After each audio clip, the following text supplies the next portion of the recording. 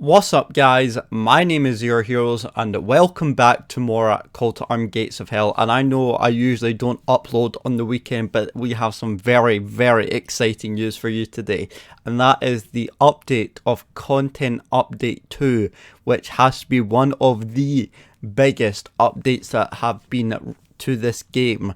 And I know Content Update 1 was huge, but this is also huge as well. And as you can see from the thumbnail and also by this picture right in front of you, we have some very interesting things added to the game. So guys, I hope you do enjoy this review of this content update 2, and if you do want to see more reviews of the updates on this game, then make sure you leave a like on this video, subscribe if you're new, and without further ado, let's get straight into the video. So Content Update 2, what is it about? And we are going to discuss the gritty details of what could be improved and also things that I'm really excited for to add into the game. So let's get going. So it says, hello everyone, this weekend we are going to run a promotion of the game and release the long awaited Content Update 2, which is absolutely awesome. So the promotion, I presume, would just to try maybe get this game hyped up a wee bit more, because I feel like this game is still quite an underrated game for a really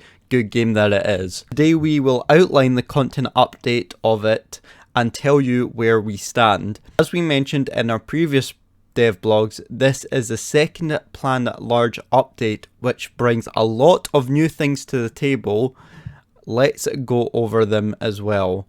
So we're just gonna, so this is a content list here that are going to be added into the game. So let's discuss them as we go along. So the first thing is going to be added to the content list is the long awaited new human models with their uniform completely changing per season, which is absolutely awesome. So it says visually improved models now have the right attire for all the seasons and will change automatically depending on the season set for the map, which is absolutely awesome, because in this current version that we have, you can see I feel like we kind of already have it, but it doesn't automatically change. So therefore, I could see why they're adding it in. So like when it's like a winter map, you can't really tell it's like they're wearing winter uniform or the winter attire, which should happen. Or if they're in the autumn,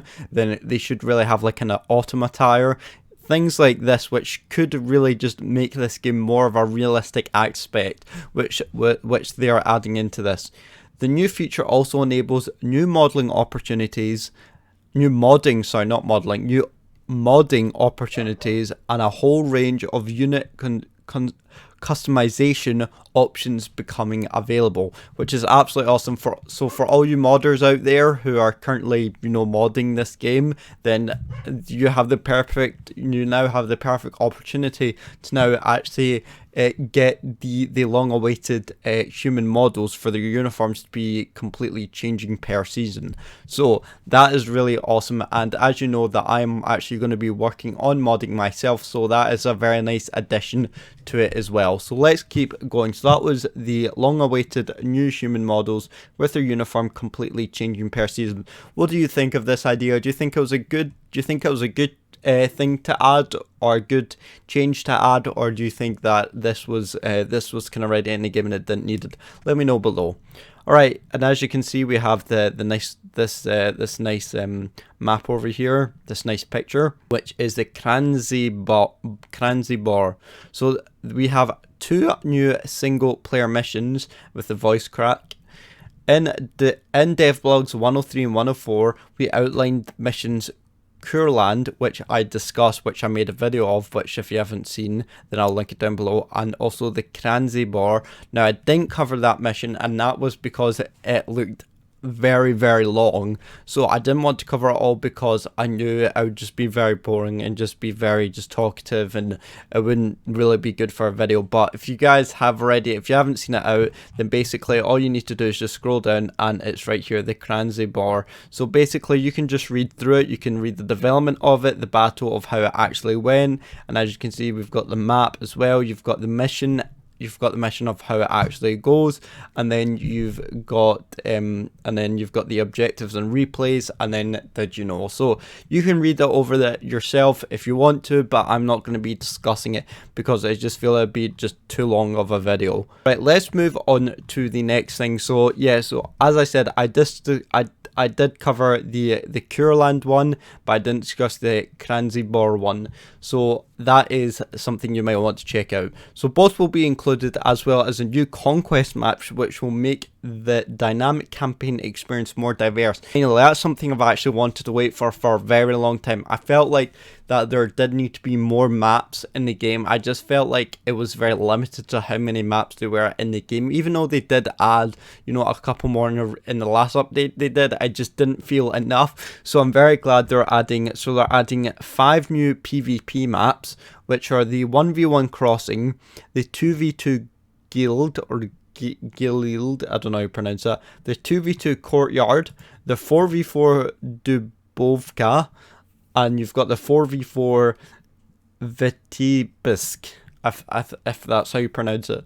So there's going to be new maps into the multiplayer, into the PvP, as well as the conquest, and I'm hoping these are the maps that will be added into the conquest as well, because it'll be very nice to see it. So this is the map of the Dubovka, which is a 4v4 map. So as you can see, we've got like a nice broken church. I'll see if I can maybe zoom in a wee bit so you guys can see it. You can see we've got like the nice kind of broken church over here, and you've got some nice explosions. You can see the bombs kind of coming in as well from it, and you have like some very good opportunities to take some cover, especially in a church, and even you've kind of got this big open road as well for your tanks to kind of go through, although I wouldn't recommend doing this considering it is very open, but you may have some good cover from the back there, where you might have some good opportunities to shoot the tanks, you know, coming down this way. You also might have some good position for snipers, maybe hiding in this bush right here to get some good vision on the enemy. So you have some very good opportunities and very diverse you know, ways of approaching this map. So definitely a very good option, a very good appeal to this map. And of course I can imagine this old-fashioned church or whatever it is very, as you can see, it's very nice. I'm going to zoom out because that was very weird. So as you can see, this is probably the main attraction of this map, the broken church, or the church that's been demolished by the war. Anyway, so that is the Dubovka map, which it looks absolutely awesome, and it is a 4v4, and you can tell that it looks possibly maybe like it's not a winter, definitely not a winter map. It possibly even looks like maybe an autumn or spring. No, spring would be like yellow orange leaves. It might be autumn possibly, or I might have got that wrong. Let me know in the comments. So what do you think of these new maps and the new missions that are going to be added to the game? To be honest, I can't wait for these missions. I know I still need to cover the rest of the Russian missions on the channel, but more of that will definitely be coming to the channel, so stay tuned to the channel for that. But what are your thoughts on the new maps and also the new missions? Let me know down in the comments down below. Do you think that the maps could be bigger? Do you think they could be smaller? Do you think it's, you know, they could be better looking? Or if you have played test this new update, then let me know what you think of it. Right, the fourth thing that's been added to the list is the rebalancing of existing multiplayer maps, which is probably a definitely needed thing. So taking in the feedback from our testers and the community, we have tweaked the balance on some of the maps. We'll continue to make reworks in the future, so definitely that is something that is definitely needed, because I feel like some of the maps currently aren't well balanced. I feel like maybe one side has an advantage over the other. Like some maps have like more cover, where they have more bushes, and they have you know, more cover when they're maybe capping a point.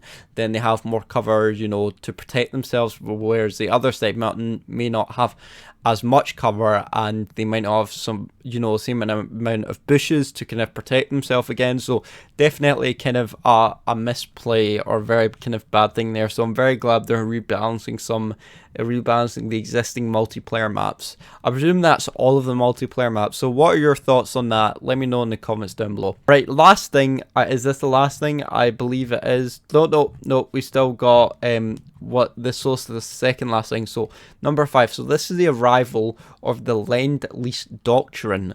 So this one completes the doctrine set. You may have already seen a screenie or two. I like how they said screenie, which stands for screenshot or two. Here's some more. So if you can see, we've got some new doctrines added in the arrival of the Lend Lease Doctrine.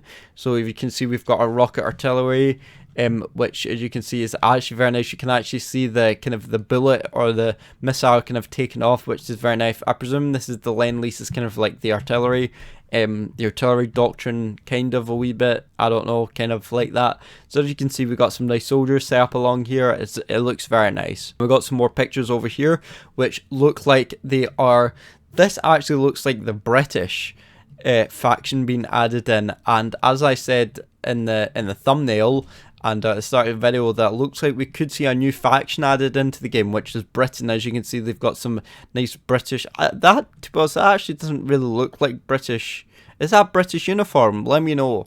I know I'm British and all, I'm actually Scottish, but let me know if that's actually what the British wore, because that's definitely, that vehicle there's that definitely looks British. That is definitely like a British vehicle, and that is American, but I believe a lot of the stuff that Britain did use was America gave a lot of resources to Britain during the war, so a lot of it was this is definitely probably was American, but this wee vehicle is definitely British. So let me know if that is a British uniform and that. So yeah, it'd be good to know. But I'm very excited to see the British faction. As you can see, we've got the Valentine right here, which is a British tank. So I'm very excited to see the British faction, because I've always wanted to see kind of new factions come into the game, you know, what vehicles they have and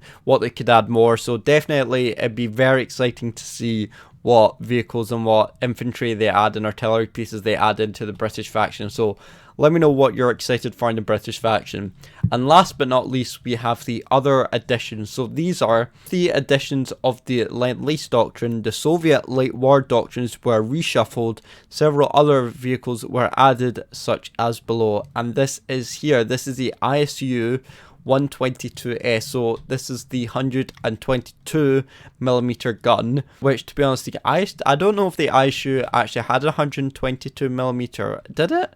Actually, no, it did. The ISU did have 120mm, so it had the option of 152, 122, and it had an option of a derp gun as well, I think, but I'm not sure. Let me know. As you can see, I'm very excited. So they reshuffled the Soviet late war doctrine, which definitely did need a reshuffle, because it kind of wasn't very. It didn't feel very, it didn't feel very related to the late Soviet war doctrine. So definitely I'm very glad they reshuffled it. So you can see we got the ISU 122S, which will probably most likely be added into the late war doctrine era. So definitely a very nice photo we have here of this tank. Alright, and that is it. So that is it for the content list, and it says Content Update 2 also brings improvements to the gameplay, such as netcode improvements, new dynamics for soldiers taking cover to avoid squad clustering together, and improved Chinese localization,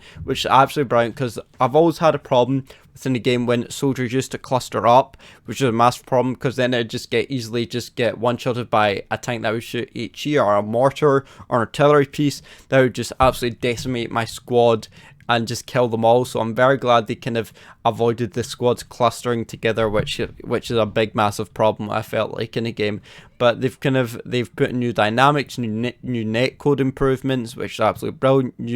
And they've also used dynamics for soldiers taking cover, which is absolutely brilliant, because the cover was okay, but they didn't really use it well to their advantage. It was they only maybe used some of the cover, which wasn't really good. But I'm very glad, and they've also improved the Chinese localization. So to all the Chinese fans of this, then definitely that is a big improvement there. Last but not least, the community requested that the tank destruction system to be changed to become less predictable.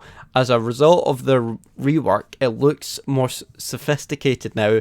Different events cause a wider range of destruction events. Now that is actually quite good, because it felt like a lot of when it was like a tank on tank battle, most of the things, the destruction was very predictable.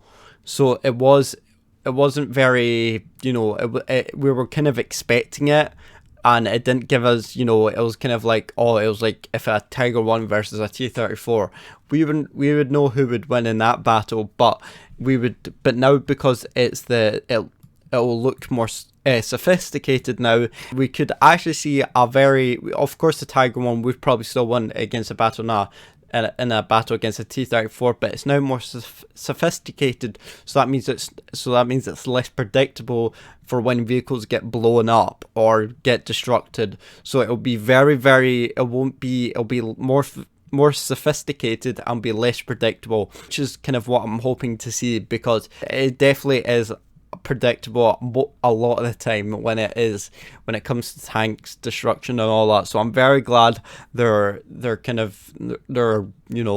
solving that now. And they've got different events cause a wider range of destruction events, which I kind of don't know what that means, but I presume that means when a tank has a destruction, I presume the events are different in a way. So if maybe an artillery destroys the tank, it might blow up in a different way.